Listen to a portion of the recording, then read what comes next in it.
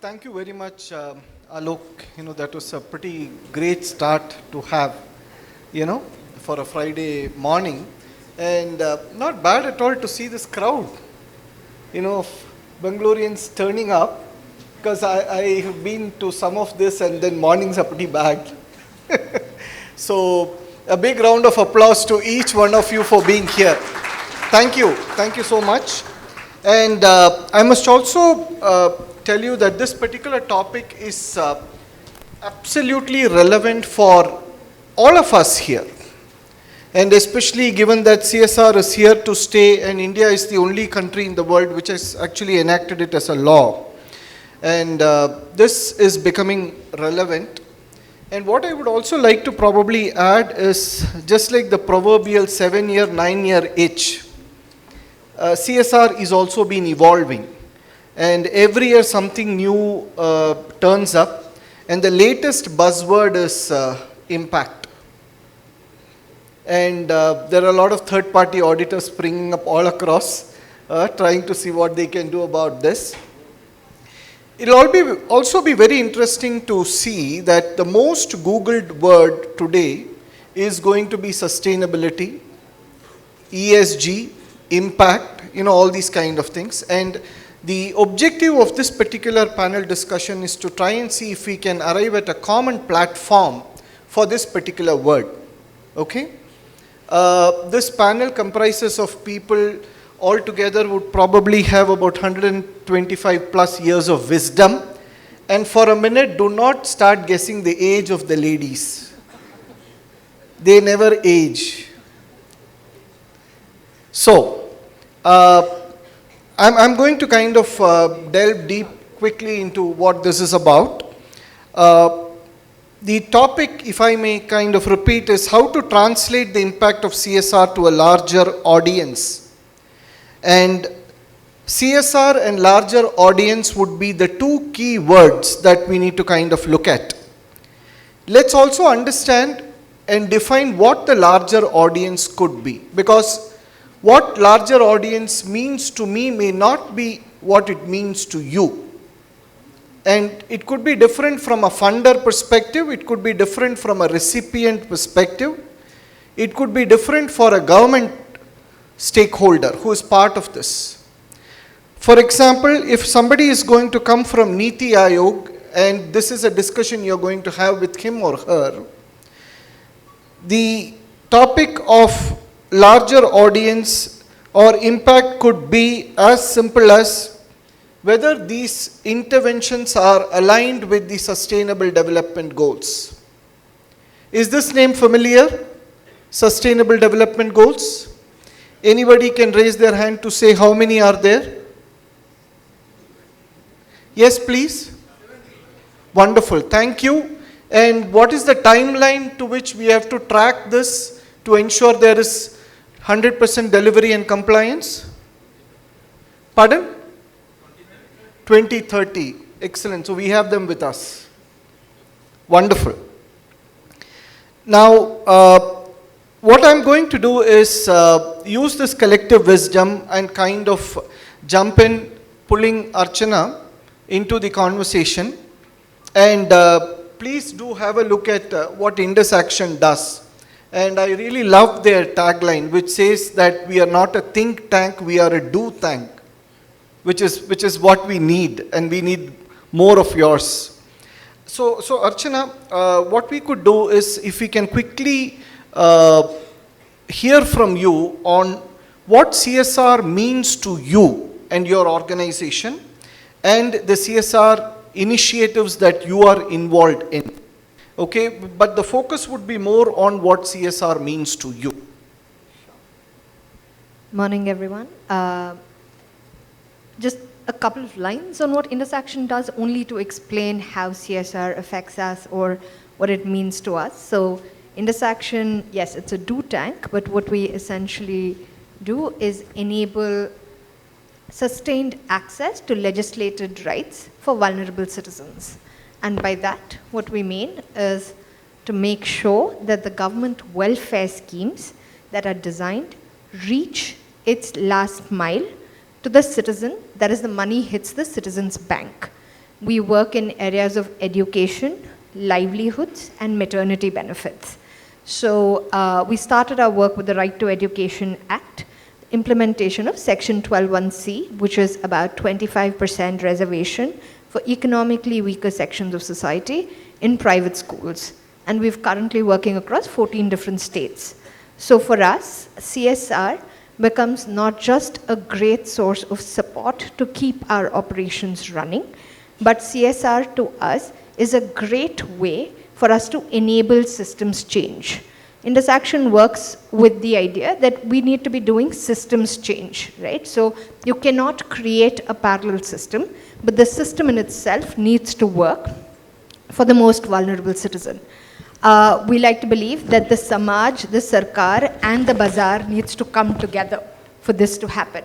So Indus Action as a lone organization is not going to be able to bring that shift. CSR for us becomes a key component of the Bazaar, right? And by that, we not just mean the funds, we also are thinking about the skills, right? The employability when we think about livelihoods. So when we think about welfare benefits, it's often only cash transfers or direct benefit transfers that come to mind. But for true poverty alleviation, what we need is cash plus care. And CSR kind of brings in both those aspects. We have been able to see benefits around skill development. We have been able to see volunteer engagement come alive really well. We've been able to see capacity building at scale work really well with CSR. And also, of course, to be able to support our ongoing operations and org dev efforts. I also find that CSR is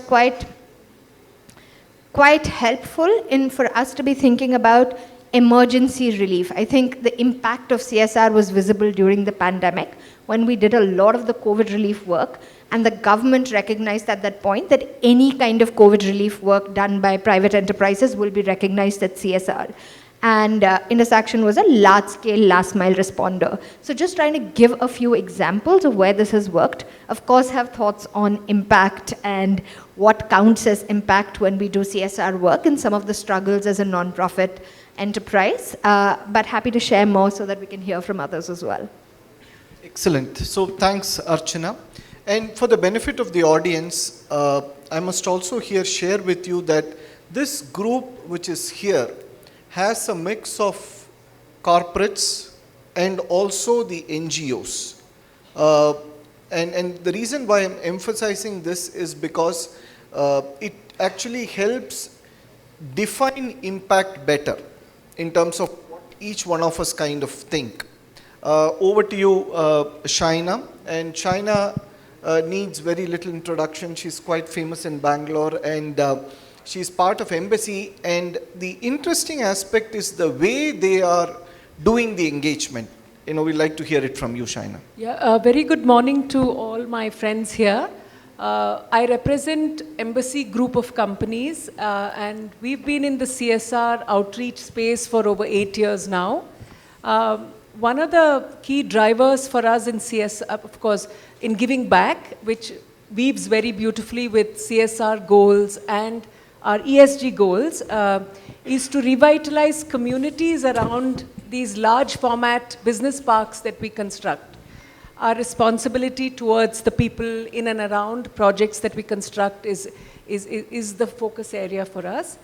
Employment and employability and the quality of education that students get in government schools is another large focus area for us. And weaving in what, as I said earlier, weaving in what CSR allows us to do versus what our company's goals are in giving back, we've devised a very interesting framework called Corporate Connect, where we work closely with our corporate partners and we try and align our strengths and our goals instead of trying to do it, you know, as an independent one-off, you know, intervention. We've also, over time, developed great rapport and relationship with the Department of Education and the Department of Health, and I'm sure each one of you had that going during the pandemic as well. And what we've managed to do beautifully is facilitate dialogue between what the government goals are and what can we collectively do as corporates. So that's been a journey that we will continue to nurture And we work largely with government school children across India. We are doing an interesting project in environment, water, waste, and lakes. We've templated this as a framework that any corporate can look at and replicate. It's a 10-village project. It's again in its 6th year. And today it's quite a mature product. And what we are trying to really do is, how can we partner with Panchayat, the Zilla Parishad, and a corporate and an NGO, and try and bring some sense into the whole, what we hear normally in wastewater is things are always wrong, right? We only hear negative stuff. So this is a positive formula that works, and we've started showcasing it across our corporate partners who are interested in environment, and that's a way for us to give back as well. So thank you for the opportunity today, and have a beautiful morning. Thank you, Shaina. And Indu, over to you, who are in the healthcare space. And one of the common thread which you probably would have noticed from what Archana said and Shaina said is there is always a reference to the COVID time frame. Now, I would probably say that has acted as kind of an inflection point where, for the NGOs as well and for the government, where they could very, very genuinely and sincerely see that the last mile connectivity is something which the not-for-profit has very successfully demonstrated, which even the large establishments seem to be lacking. But what this also brought about is our own perception of the government. You would, at least my own experience, and some of us can probably vouch, is the fact that they were extremely proactive. Of course, it was a crisis unprecedented, but it also proved that elephants actually could dance. You from the chief secretary or any government establishment senior officer, they were available and willing to kind of walk that extra mile. So in this context, Indu would like to hear from you on what you think is CSR, and if there are some anecdotal examples that you would like to share. Okay, great. So grew up most of my corporate life in Bangalore, so did a lot of key takeaways, relocated to Chennai last year. And in that sense, everybody here have been inspired, have been part of a lot of things. Never had an active CSR function, but in my multiple corporate roles, have always found CSR to be a very important personal give back to my upbringing, and did that in the media business when I was running some stuff, did that in large corporate ecosystems. And right now, interestingly, right, I mean, Thrive is a part of a large $26 billion US conglomerate in the healthcare space, both the payer and provider, as we call it.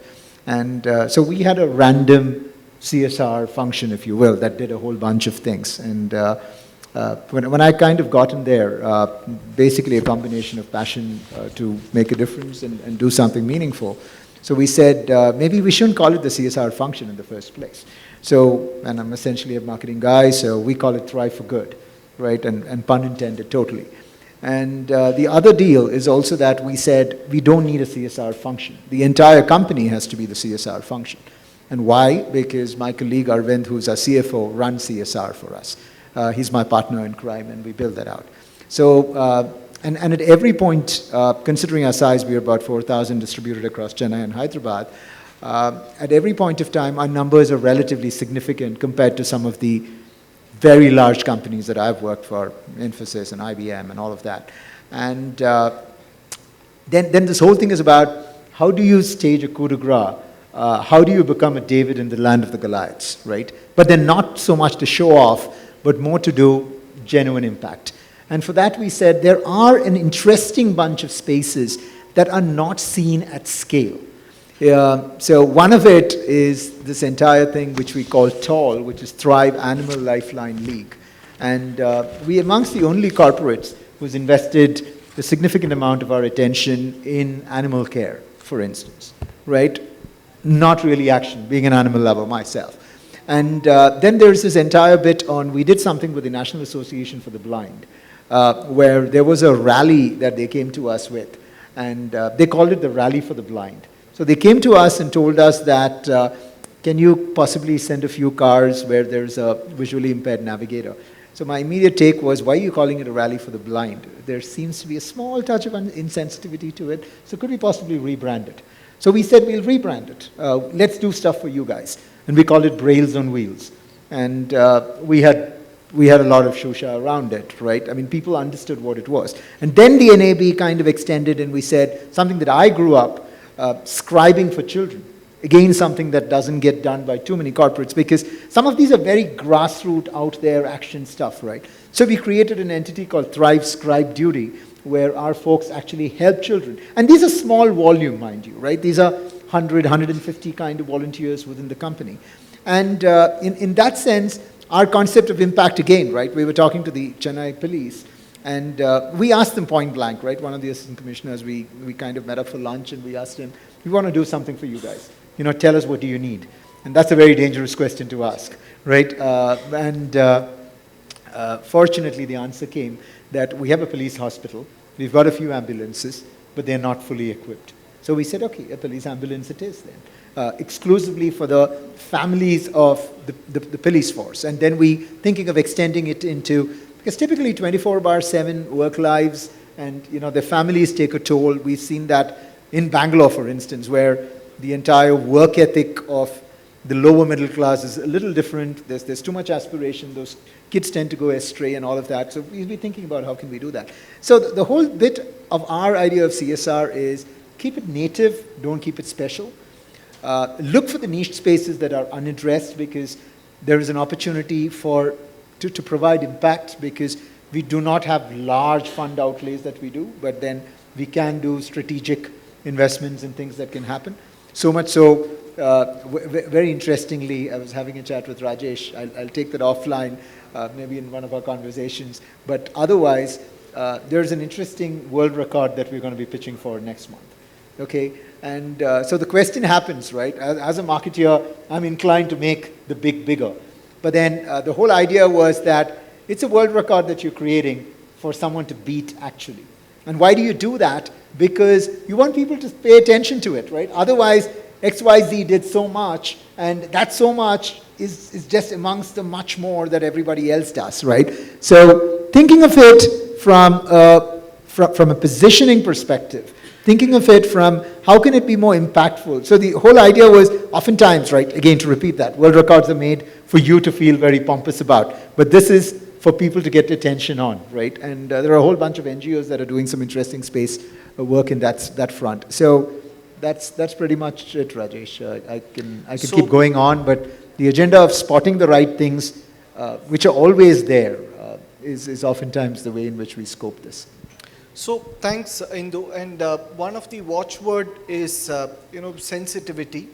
And I guess in this whole journey, I think sensitivity and empathy is something which we should be cognizant of when we are going to define impact. Okay?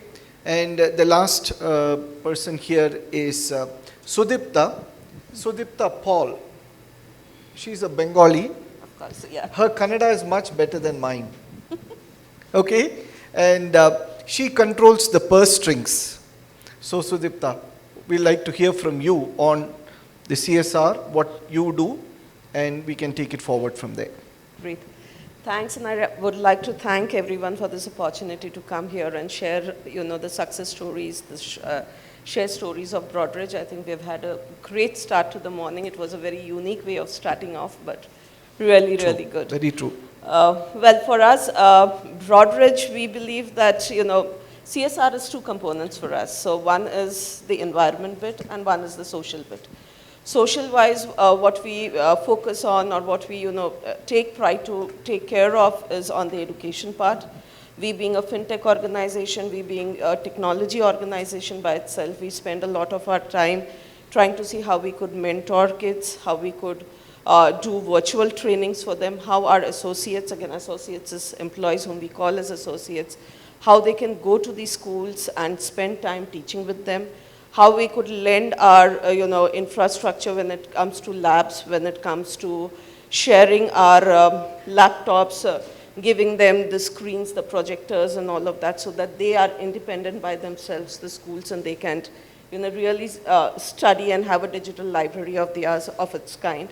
So that's something that we focus upon. From a healthcare side, I think you have touched upon it, but yes, we do have an ambulance which goes to the rural parts of Bangalore, Karnataka, if I have to say, and they do free checkups. They spend a lot of time taking care of the parents of the children so that, initially itself, if there is a healthcare awareness between the, kids and the families in the village, it helps them.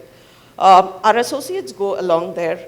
They help the doctors and the staff who is doing all of it. We have blood donation camps. We have health checkup camps. Our associates create smaller posters on hygienes. They speak about how they can support and help them understand what is basic mannerism, basic cleanliness, how they are supposed to understand what is a good touch, what is a bad touch. Oh, excellent. Right. So sexual education is something very important for us. So we make sure that our young girls are aware and they understand how they are supposed to deal with life additionally. Not only while we do all of this, we also take care to make sure that, while we support the schools, while we support their education bit, we are also helping them to stand and get independent eventually. And I'll be really happy to say that we have some of the schools that we support, their children working with us now. Wow. So it's not about supporting them to a stage that they are in school and we support the school and leave it there. We actually take individual attention for the children who are there. We make sure that they are really growing up to become independent and we support them end to end. Okay. We have also sponsored or we also take care of smaller villages where including the children, including the families, including everything around the infrastructure of the villages are supported and taken care from our side. So That's wonderful to Yeah. hear. Just to be cognizant of time, we probably would have about 15, 17 minutes. So there are going to be two topics on which we will like to hear your views. One is going to be how are you measuring impact? That's going to be very, very important. What are the metrics that you use? The other follow-up question is, how can you translate this metrics into a very understandable and meaningful results? So there are two questions here. Metrics for measuring impact, and then how are you going to communicate it in a very understandable and meaningful way? So yes, anybody can pick this up. all right, I'll take it first. Okay, so for us, measuring impact is one about how our associates are individually engaged about a program. So we have metrics in 4 forms. One is engagement from an associate level, engagement in terms of a corporate, how are we making sure that we as a corporate is touching upon stuff which is required most. Metrics in terms of government, because obviously we are obliged to make sure that we are following the ethics, we are following the guidelines that is laid across and we are not, deviating from that in some form. So making sure that the utilization certificates, the reporting is going properly. We are giving a quarter-wise report back to the government, making sure that our financial metrics is also met.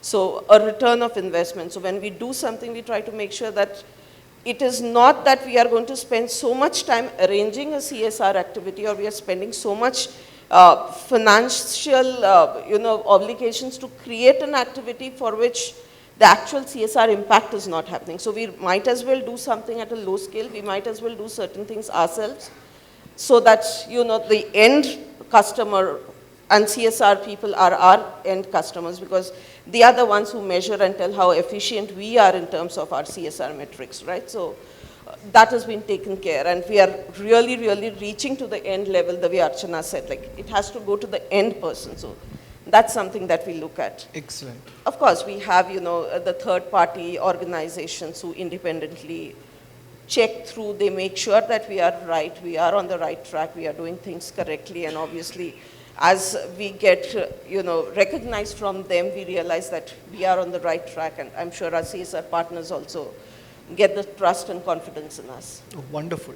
So one of the, before someone else jumps in, I just want to kind of highlight. There were two words which caught my attention. CSR from an expenditure, Sudipta said investment. While purely from a finance, she said return. But let's also understand the fact that in this journey of evolution, from an expenditure, people have now started using this word of investment, which is an extremely positive development. The second aspect is, this is how perception matters. As a corporate, she used the word customer. If it would have been an NPO, we would have said beneficiary. But both mean the same. Okay? And how this brings in a difference to impact is something we would like to hear. Yeah, I've got a trifling contrarian view to this, right? So I have this thing on my LinkedIn wall which says, don't judge each day by the harvest you reap, but by the seeds that you plant. And in that sense, kind of a happy place. Also being a marketeer, right? Metrics and vanity metrics kind of rule my lives, so have shunned them significantly. And in a sense, the size that we are and the vintage that we have from our CSR indulgence, we are a bit of a startup, so we can kind of do what we want. And so we're having fun. We're kind of doing the right things. Last year when Arvind, my colleague, was here, we talked about the concept of ROI being return on intent, right? And not so much about investment, right? We intend in doing differentiated right things, and we are having fun doing that, right? It's like when you're giving, don't measure it. We are not legally bound, considering our stature as an LLP of a large US entity and all that kind of stuff. We're not statutorily bound to make any of this. But we find the resources to kind of do the things that we want to do, and significantly so and impactfully so. So metrics for us is largely on the kind of volunteering and participation that we have from our people, the kind of impact that it makes on the little kids or the communities that we're supporting. Like for instance, it was quite a tearjerker when we had 3 or 4 kids who actually sent messages to us, 5th standard, 6th standard kids, when we helped them with Thrive Scribe duty. And for the first time, they had kind of more than the average qualified people helping them do their scribe work. Or the kind of work that we did with, we talked about COVID, right? There's a small place called Voluntary Health Services near our office. And VHS did a lot of free treatment during COVID. But then the thing is, they're not vanity, they don't attract tremendous funding and all of that. So we help them with a few ventilators, and the kind of support that, or the words of, I wouldn't use gratitude, but the words of kindness that we got from them about, you helped save so many lives kind of stuff. Now, you really don't want to metricize this, and purely that's a function, I guess. When we become significantly larger, we might need to do that. But then again, I think we are a bunch of contrarian guys who've done a lot of stuff. So like for instance, I used to tell my CEO, I hated this thing about a 100-day plan when somebody joins, right? You don't need a 100-day plan. What are you going to plan for 100 days? So likewise, metrics needs to be kept only when you're proving it to somebody. If you're really sure that you want to constantly breach it, that's what it ought to be, because this whole bit about compliance, meeting targets and things like that, when it comes to good, it's got to breach significantly. And you need to get the right people to do that. So a little flip in that sense, but it seems to be working for us. Okay. Now, that's one more interesting perspective. If any one of you want to kind of take this question, why Indu is talking what he spoke? The line of thought which he shared. Anybody who could like to guess that? And in fact, he kind of answered it that one is, he is still not under the purview of the law. And then the second aspect is, he is like a startup. So, you know, all the bravado of an infant is what he is kind of thriving on. And the moment he crosses the threshold barrier, then you will have the CFO starting to take control of it and say, okay, now where is the metrics? Where is the compliance, and how are you going to do your reporting? So that's going to change. Like I said, Rajesh, our CFO heads our CSR. Exactly. So in that sense, you give the keys that's the to direction. Yeah. That's the direction. So, the reason why I brought this up is because this is another perspective which we are getting on how people are thinking. And this is what would lead to what an impact is.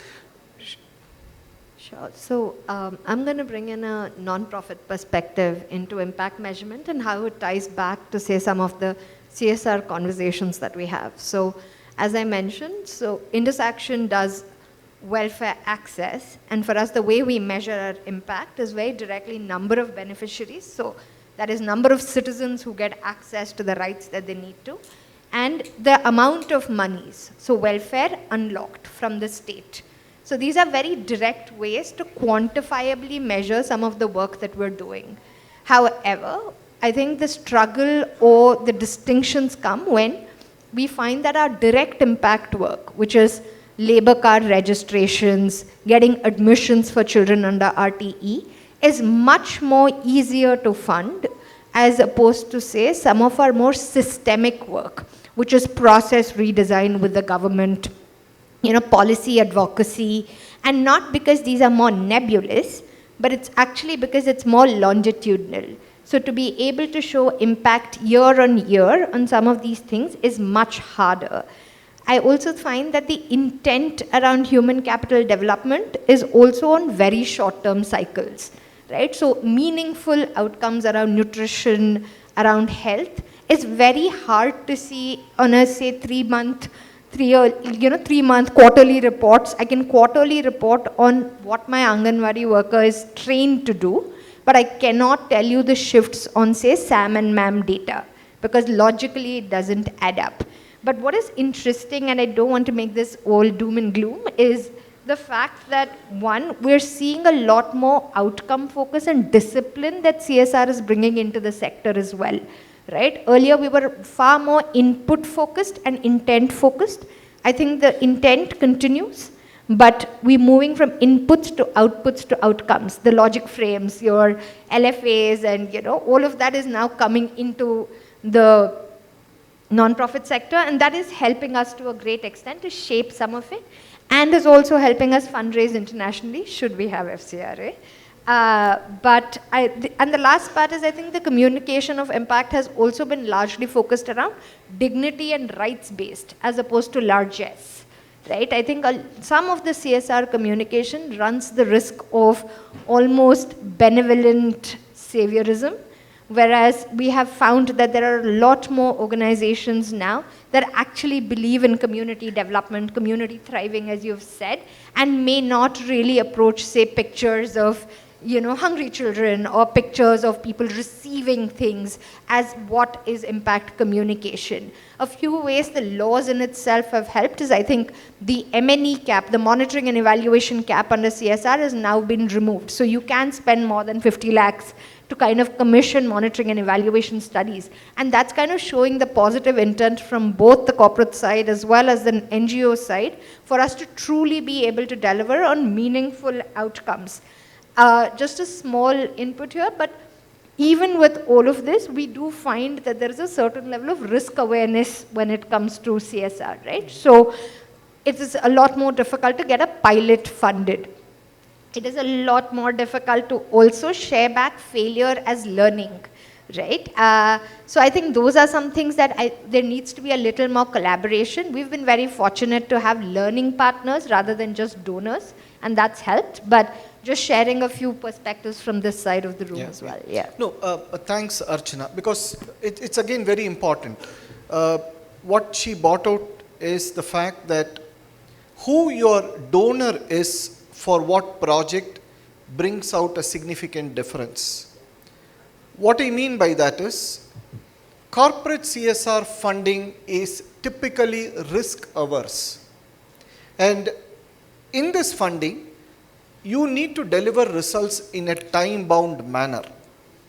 Whereas some of the projects which Indus Action does or likes of them would call for a slightly different type of a funding, which could be from a foundations or some, who are having this appetite of investing in research so that you are able to get some meaningful data for which you can then solicit a corporate CSR grant.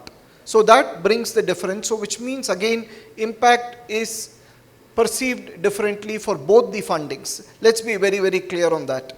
Shaina, your thoughts on metrics? So I think the train of thought is pretty interesting. For us, what really resonates with what you said just now is we work with over 150 schools, right? And we've done that for a long time, whether it's infrastructure, education, giving them resources, and then you want to measure, right? What we learned along our journey is that it's important to first ensure that the implementing partners, we invest in ensuring that they are, set up in a way to succeed. Wow. So a lot of our funding goes to, we don't have the admin fee concept with our implementing partners. In fact, we did the reverse. We said that if we have a roadmap for 3 years or 6 years to achieve certain milestones, what does the NGO partner need in terms of manpower, training, and resources to reach that end? And we piloted it in 2 projects where we told the NGO partner not to look for funds.